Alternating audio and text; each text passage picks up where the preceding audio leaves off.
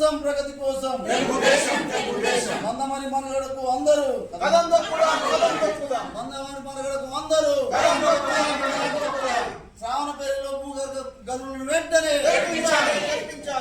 శ్రావణ పేరులో భూగర్భ గనులను వెంటనే బొగ్గు గనులను వెంటనే బొగ్గు గనులను వెంటనే బొగ్గు గనులను వెంటనే మందమరి అభివృద్ధికి అందరూ మందమరి అభివృద్ధికి అందరూ మందమరి అభివృద్ధికి అందరూ బొగ్గు గనులను వెంటనే బొగ్గు గనులను వెంటనే మందమరి పరిసర ప్రాంత అభివృద్ధి కోసం మరి ఈ యొక్క పోస్ట్ కార్డు ఉద్యమంలో ప్రతి ఒక్కరూ మరి భాగస్వామ్యం కావాలని మేము తెలుగుదేశం పార్టీ నుండి మిమ్మల్ని విజ్ఞప్తి చేస్తున్నాం. ముఖ్యంగా ఈ మందమరి ప్రాంతంలో గతంలో 7-8 బొగ్గు గనులు ఉంటే అవి ఆనాడు ఎన్టీఆర్ గారు మరి రన్నింగ్ అని బరువులెత్తే పోటీలు పెట్టి మరి వాళ్ళకు ఉద్యోగాలు ఇచ్చి ఇలా సింగరేణిని ఇక్కడ నిలిపిన చరిత్ర తెలుగుదేశం పార్టీకి దక్కుతుంది.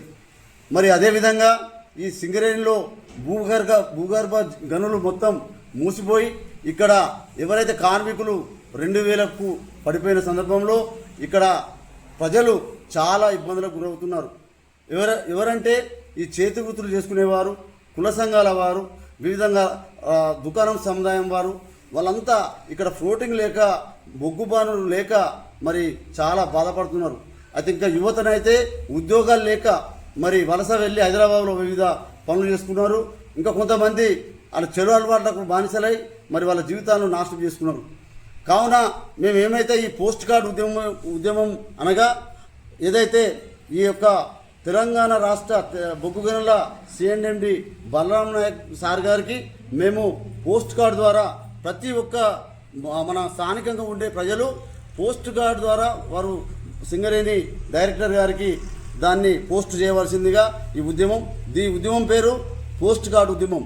తద్వారా ఏమవుతుందంటే మరి ఆయన కూడా సింగరేణి డైరెక్టర్ గారు కూడా దీని మీద స్పందించి ఈ శ్రావణపల్లి ప్రాంతంలో 2 బొగ్గు గనులను ఇంతకుముందు బొగ్గు టెస్ట్ చేసి ఇక్కడ సానుకూలంగా ఉన్నదని చెప్పారు. కానీ మరి ఇప్పటికి కూడా దాని మీద ఎటువంటి స్పష్టత లేదు.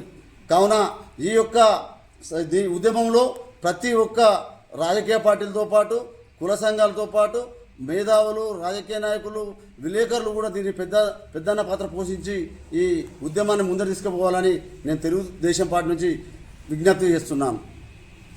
జై